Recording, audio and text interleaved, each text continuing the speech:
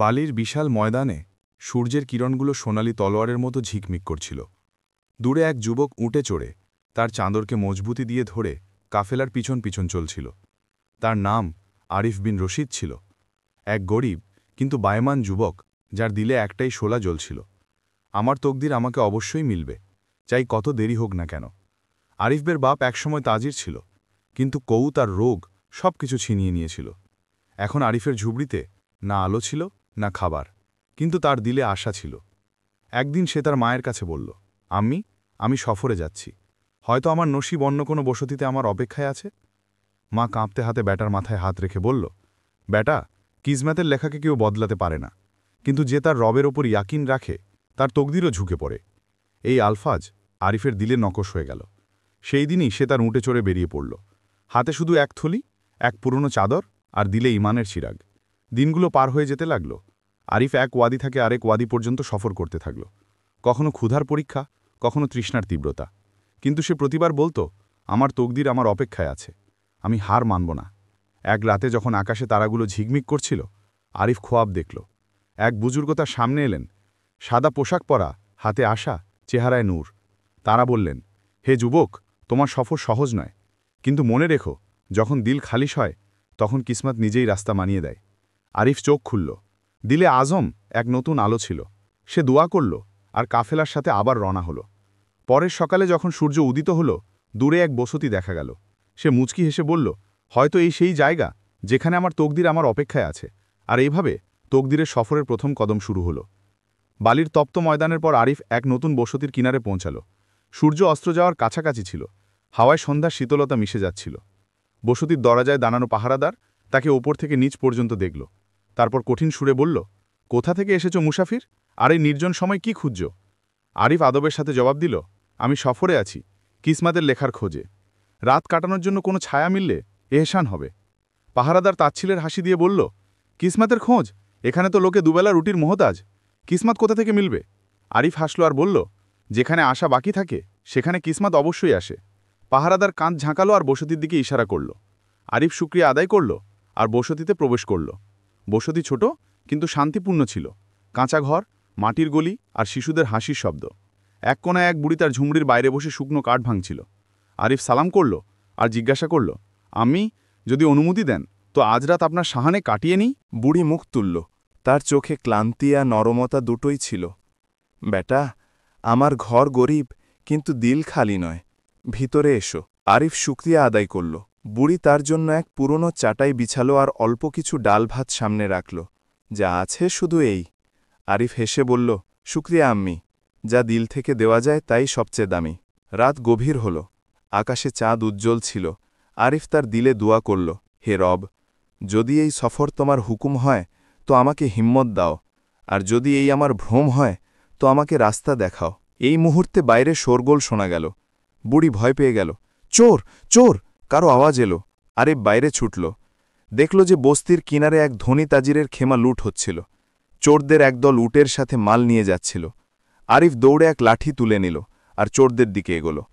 তার হাতে শক্তি কম, কিন্তু নিয়ত পাকা ছিল। সে চিৎকার করল, থামো, এটা জুলুম। চোররা হাসতে লাগল। একজন বলল, আরে ফকির, নিজের হাল দেখ, আর আমাদের থামাতে এসছে। কিন্তু আরিফ দাঁড়িয়ে রইল। চোররা তাকে ধাক্কা দিল। সে পড়ল, কিন্তু তৎক্ষণাৎ উঠে দাঁড়াল।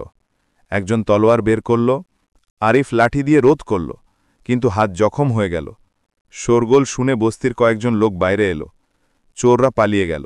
তাজির, যার নাম ইয়াকুব বিন সাদ ছিল, পালাতে থাকা চোরদের দেখে আরিফের কাছে এলো। বেটা, তোমার এই লড়াইয়ে কোনো লাভ ছিল না, তবু তুমি জান ঝুঁকিতে ফেলেছ।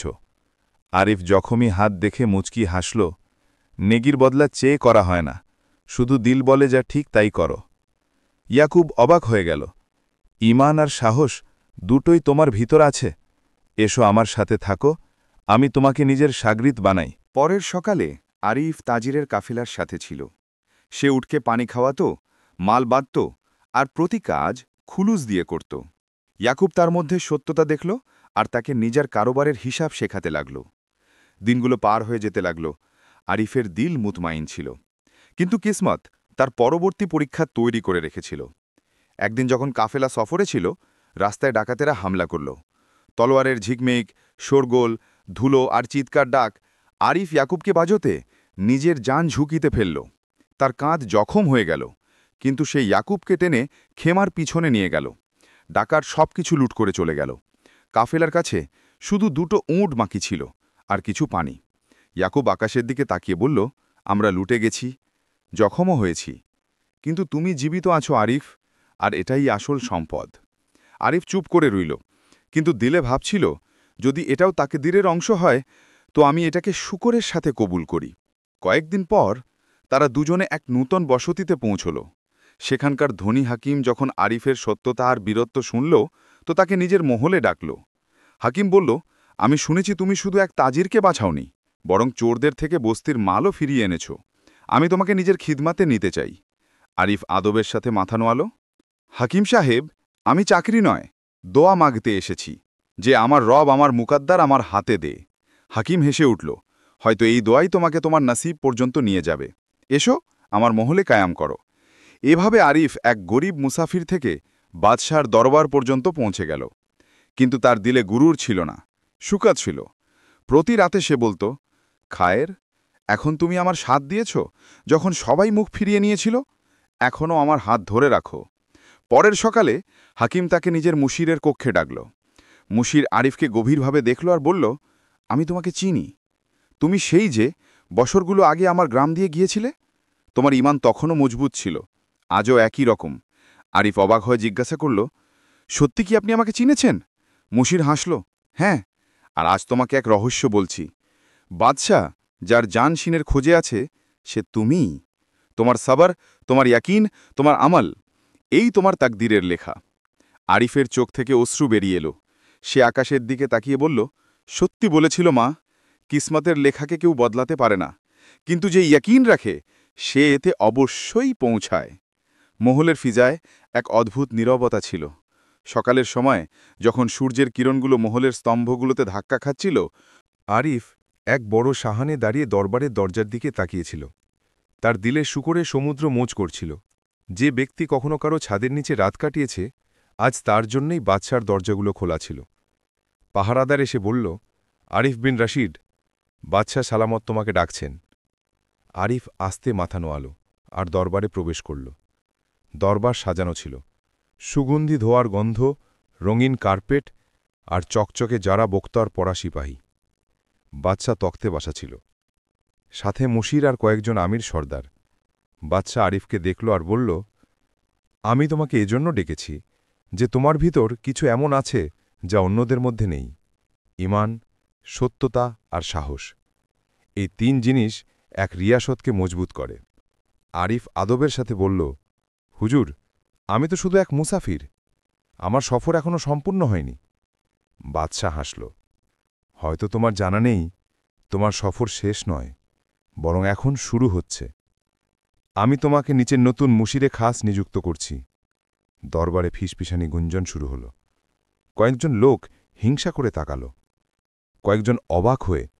আরিফ বলল, বাদশাহ সালামত, যদি এই সম্মান রবের রেজা থেকে হয় তো আমি এটাকে শুকরের সাথে কবুল করি। দিনগুলো পার হয়ে যেতে লাগল। আরিফের ইমানদারি আর তাজবির দরবারে ইনকেলাব এনে দিল। জুলুম কমতে লাগল, ইনসাফ সাধারণ হতে লাগল। লোকে তাকে আমিন সুলাত বলতে লাগল। কিন্তু যেখানে আলো বাড়ে সেখানে ছায়াও গভীর হয়। একদিন বাদশার পুরনো ওজির কাসিম বিন হারুন, যে আরিফের উন্নতি থেকে জ্বলছিল, সে এক চাল চালার সিদ্ধান্ত নিল।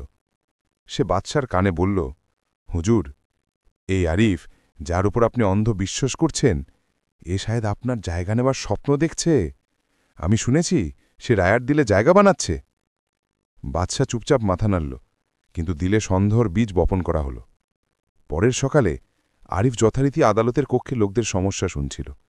এক মহিলা এলো, ফাটা কাপড়, চোখে অশ্রু। আমার স্বামীকে অন্যায়ভাবে বন্দী করা হয়েছে, শুধু এজন্য যে সে গরিব। আরিফ বিস্তারিত জিজ্ঞাসা করল, তদন্ত করল, আর হুকুম দিল যে সেই ব্যক্তিকে তৎক্ষণাৎ মুক্ত করা হোক। আরিফ, কি তুমি আমার হুকুম ছাড়া বন্দীকে মুক্ত করেছ?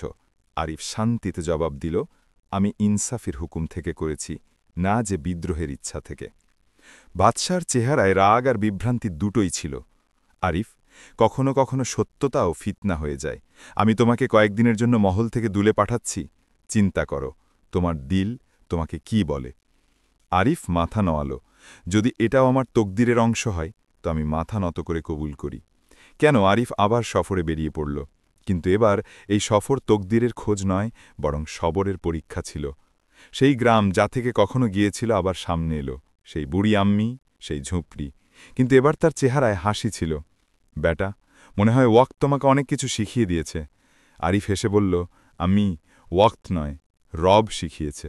বুড়ি বলল, কখনো কখনো আমরা ভাবি যে আমরা পড়ে গেছি, কিন্তু আসলে আমরা নিজের মুকাদ্দরের কাছাকাছি আসছি। কয়েকদিন পর এক কাসিদ ছুটে এলো। সে বলল, আরিফ বিন রাশিদ, বাদশাহ তোমাকে তৎক্ষণাৎ দরবারে ডেকেছেন। আরিফ অবাক হল। যখন সে ফিরে মহলে পৌঁছল তো দেখল বাদশাহ অসুস্থ আর দুর্বল হয়ে গেছে। তার কাছে কাসিম দাঁড়িয়েছিল, চেহারা হলুদ আর উদ্বিগ্ন। বাদশাহ দুর্বল আওয়াজে বলল, আরিফ, আমি তোমার উপর সন্দেহ করেছি, আর এটা আমার সবচেয়ে বড় গুনাহ ছিল। যখন তুমি গেলে সুলতানত দুর্বল পড়ে গেল। লোকে দোয়া করল যে তুমি ফিরে আসো। আজ আমি তোমাকে নিজের জানশীন নামজত করছি। দরবারে নিস্তব্ধক ছড়িয়ে গেল। আরিফের চোখ থেকে অশ্রু গড়িয়ে পড়ল। হুজুর, আমি তখত চাই না, শুধু এই দোয়া চাই যে আল্লাহ তোমাকে মাফ করুন আর আমাকে নিজের আমানতে রাখুন। বাদশাহ হেসে বলল, তোমার অস্বীকারই তোমার যোগ্যতার প্রমাণ। কয়েকদিন পর বাদশাহের ইন্তেকাল হল। সুলতানও আরিফকে নিজের নতুন হাকিম স্বীকার করল। কিন্তু আরিফ ইখতিয়ারকে সম্মান নয়, দায়িত্ব বুঝল। প্রতি জুমা সে মহলের দরজায় দাঁড়িয়ে লোকদের বলত, আমি সেই মুসাফির যে তকদিরের খোঁজে বেরিয়েছিল, আর আজ বুঝেছি তকদির তোমাকে সেখানে নিয়ে যায় না যেখানে তুমি চাও, বরং সেখানে যেখানে তোমার জন্য ভালো লেখা থাকে। রাতে যখন সে মহলের বারান্দায় দাঁড়িয়ে আকাশের দিকে তাকাত তো দিল থেকে দোয়া বের হতো, হে রব, আমাকে সবসময় সেই দাও যা আমার ভালোর জন্য। চাই আমার খাইশ তার বিপক্ষে হোক।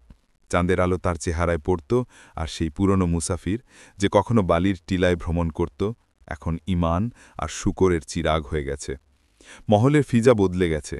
এখন আরিফ বিন রাশিদ তখতে বসত, কিন্তু তার আদব একই ছিল, যেমন সেই সময় ছিল যখন সে বালিতে খালি পায়ে সফর করছিল। দরবারের স্তম্ভগুলোতে আলোর চিরাগ ঝিকমিক করছিল, কিন্তু আরিফের দিলে সবসময় এক ভয় উপস্থিত ছিল। কোথাও শক্তি আমাকে অন্ধ না করে দেয়, কোথাও তকদিরের শুকুর ভুলে না যায়। প্রতি সকালে সে মহলের সবচেয়ে উঁচু মিনারে উঠে দোয়া করত, হে মালিক, আমাকে মনে রেখো যে আমি মুসাফির, বাদশা নই। যদি কখনো গুরুর আসে তো আমাকে ফেলে দিও, কিন্তু ইনসাফ চিনিয়ে নিও না। সুলতানতের অবস্থা বদলাতে লাগল। আরিফের সিদ্ধান্ত আদিলানা, রহম দিল আর জ্ঞানী ছিল। লোকে তার প্রশংসা করত, তার নামে কসম খেত, কিন্তু যত সে লোকদের দিলে বসতে লাগল তত কয়েকজন তার বিরুদ্ধে ষড়যন্ত্র বুনতে লাগল। কাসিম বিন হারুন, যে আগে খাস ওজির ছিল, এখনও জীবিত ছিল, কিন্তু দিলে বিষ নিয়ে সে ভাবত, এই ব্যক্তি তো গরিব ছিল, ভালো আজ বাদশা কিভাবে হল? যদি কিসমত এমন বদলাতে পারে তো তাহলে আমার প্রশ্ন কেন এলো? সেই হিংসা তাকে অন্ধ করে দিল। সে কয়েকজন আমির সর্দারকে জড়ো করল আর বলল, আমাদের আরিফকে সরাতে হবে। যদি সে আরও দেরি হুকুমাতে থাকে তো আমরা সব কিছু হারাব। অন্যদিকে আরিফ রাতের সময় নিজের কক্ষে বসে হিসাব দেখছিল, যখন তার গোলাম দরজা খটখটাল। হুজুর, এক গরিব মজুর দরবারের বাইরে আছে, সে বলে ইনসাফ শুধু আপনার কাছে মাগব। আরিফ তৎক্ষণাৎ বলল, তাকে ভিতরে নিয়ে এসো। দরজা খুলল।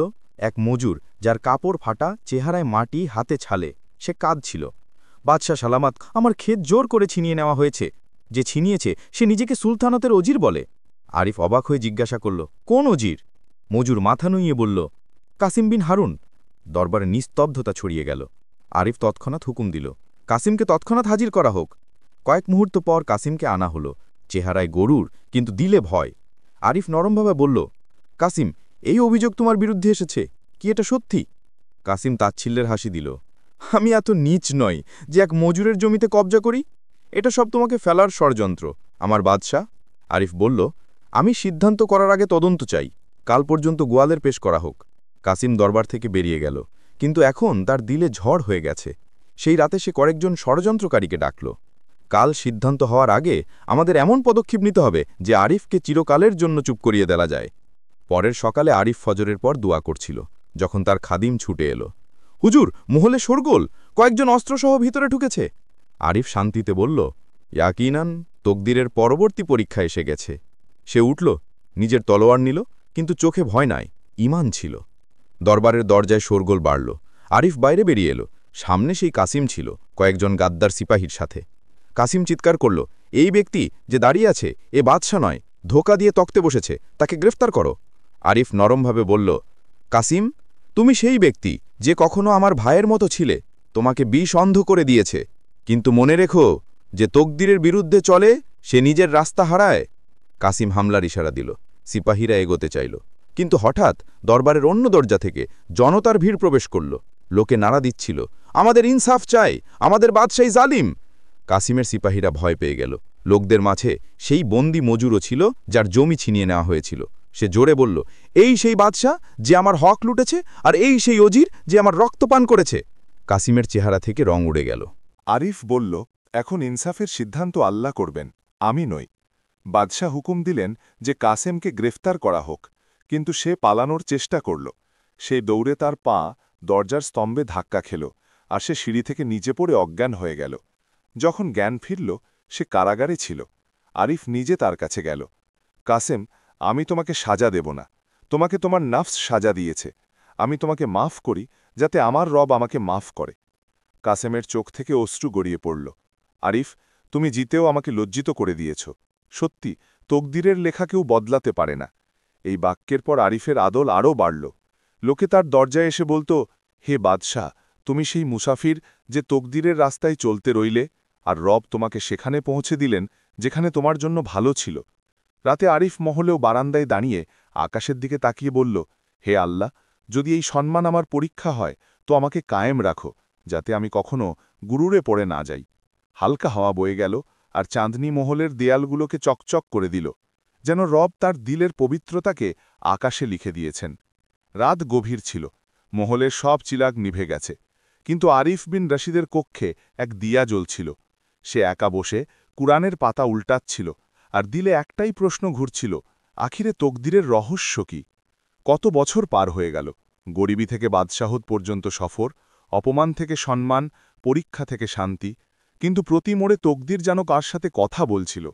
কখনো সবর মাগত, কখনো কুরবানি, কখনো নীরবতা। আরিফ আকাশের দিকে তাকালো আর দোয়া করল, হে মালিক, আমি সব কিছু পেয়েছি, কিন্তু নিজেকে চিনিনি। আমাকে সেই রহস্য বুঝিয়ে দাও যা তকদিরের পর্দায় লুকানো আছে। পরের সকালে দরবারের বাইরে ভিড় ছিল।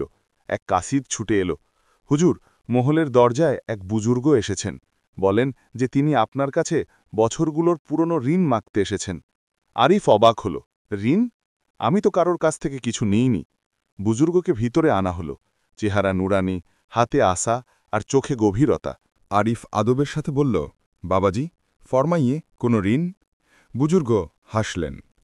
বছরগুলো আগে এক যুবক সাহারায় ভ্রমণ করছিল, ক্ষুধায় ক্লান্ত, তৃষ্ণায় অস্থির। এক ফকির তাকে খাবার দিল, পানি খাওয়ালো, আর বলল, এটা আমার পক্ষ থেকে নয়, আল্লাহর পক্ষ থেকে হয়। মনে আছে সেই যুবক কে ছিল? আরিফের চেহারায় আঘাতের ছাপ পড়ল। সে আমি ছিলাম। বুজুর্গ মাথা নাড়লেন। হ্যাঁ, সে তুমি ছিলে, আর সেই ফকির আমি ছিলাম। আমি আজ তোমার কাছে সেই ঋণ নিতে নয়, বরং দিতে এসেছি, এক রহস্য যা তোমার নসিবে লেখাও হয়েছে। দরবারে নীরবতা ছড়িয়ে গেল। বুজুর্গ বললেন, বেটা, তকদিরকে প্রায় লোকে কিসমতের সিদ্ধান্ত বোঝে, কিন্তু আসলে তকদির এক ওয়াদা, রব আর বান্দার মাঝে। যখন বান্দা সাবার করে তো রব নিজের ওয়াদা পূর্ণ করে। আরিফের চোখ থেকে অশ্রু গড়াতে লাগল। বাবাজি, কি আমার সফর এই ওয়াদার অংশ ছিল? আমার গরিবী, আমার পরীক্ষা, আমার বাদশাহত, সব কিছু? বুজুর্গ হেসে বললেন, হ্যাঁ, আর সেই দিন যখন তুমি পাহাড়ে স্বপ্ন দেখেছিলে, এক সাদা পোশাক পরা বুজুর্গ যে তোমাকে বলছিলেন যে যখন দিল খালিস হয় তো তকদির নিজেই রাস্তা বানায়, সেও আমিই ছিলাম। আরিফ চমকে উঠল। তো সেই স্বপ্ন সত্যি ছিল? প্রতি স্বপ্ন যা ঈমান থেকে দেখা যায় বাস্তব হয়ে যায় বেটা, কিন্তু মনে রেখো, তকদির তোমাকে সেই দেয় যার জন্য তুমি প্রস্তুত। তুমি যদি সেই সময় বাদশাহ হয়ে যেতে যখন তোমার দিল দুর্বল ছিল, তো হয়তো তুমি ইনসাফ করতে পারতে না। এজন্য রব তোমাকে আগে ভেঙে মজবুত করলেন, তারপর নেয়ামত দিয়ে পরীক্ষা করলেন। আলফাজ আরিফের দিলে আগুন হয়ে নামল। সে বলল, বাবাজি, আমি সবসময় এই ভেবেছি যে তকদির আমার সাথে খেলছে, কিন্তু আজ বুঝলাম সে তো আমার হাত ধরে নিয়ে যাচ্ছিল। বুজুর্গ হেসে বললেন, তকদির খেলা নয়, নসিহত হয়। যে বোঝে সে শুকর করে, যে অস্বীকার করে সে অভিযোগ করে। হঠাৎ বুজুর্গের চোখ থেকে আলো বের হতে লাগল। তিনি উঠলেন আর বললেন, আমার ওয়াক্ত পূর্ণ হয়েছে, এখন এই রহস্য তোমার দিলে থাকবে।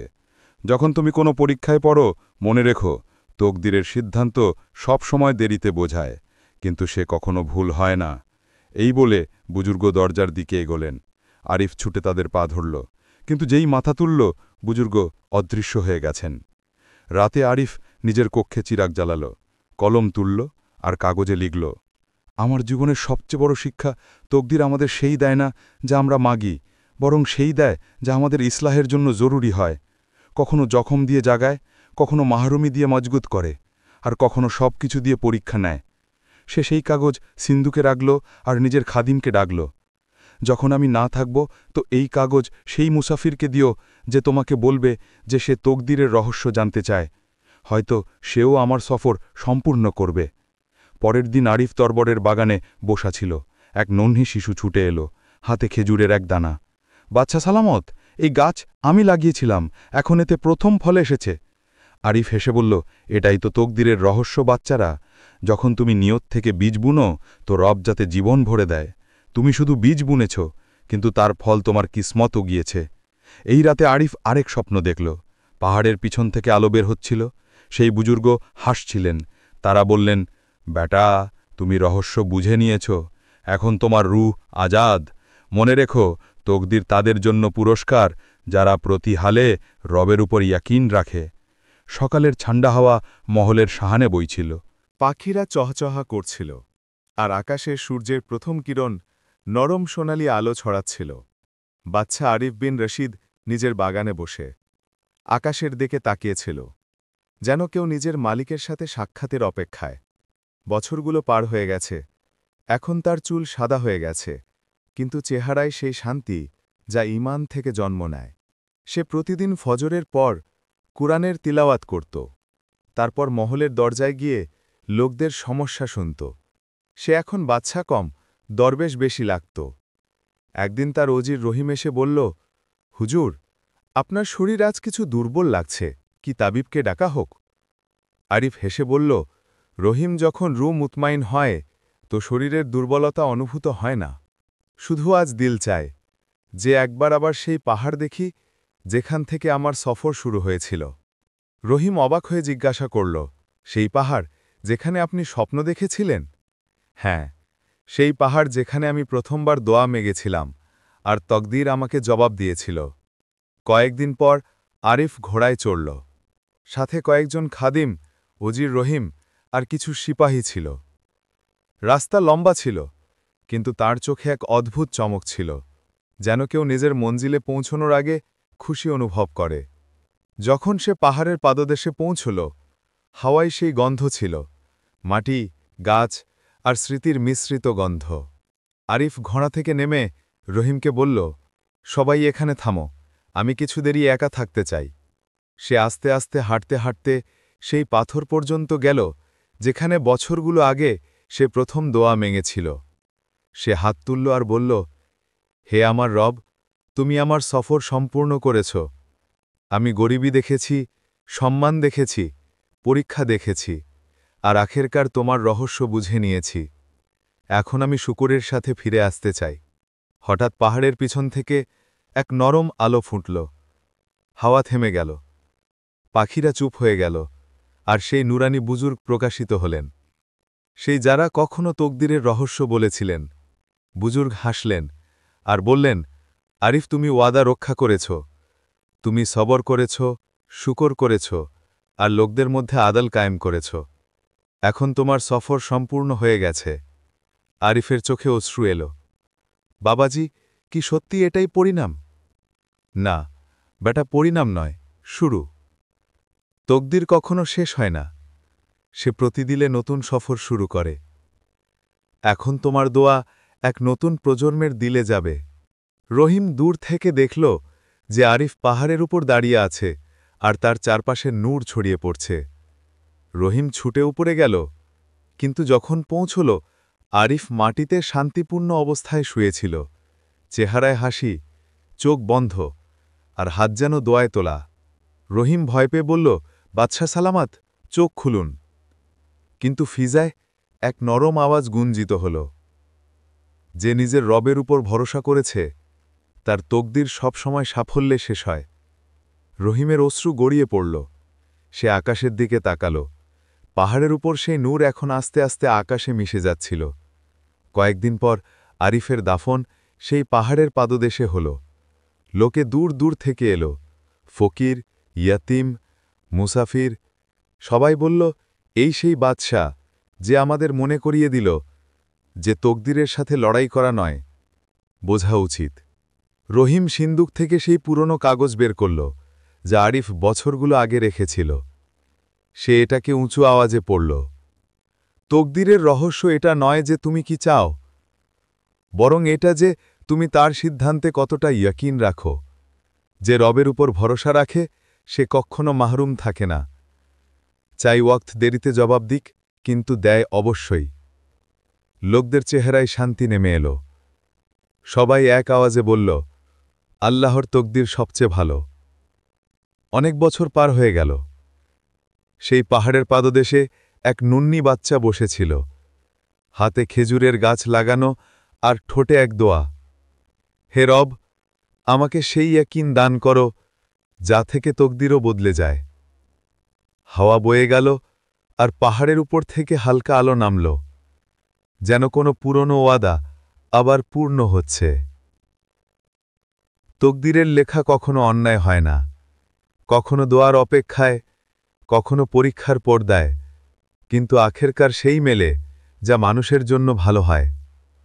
যে সবর করে, শুকর করে আর ইয়াকিন ঝাড়ে না, সেই নিজের নসিবের হকিকি বিজয়ী হয়।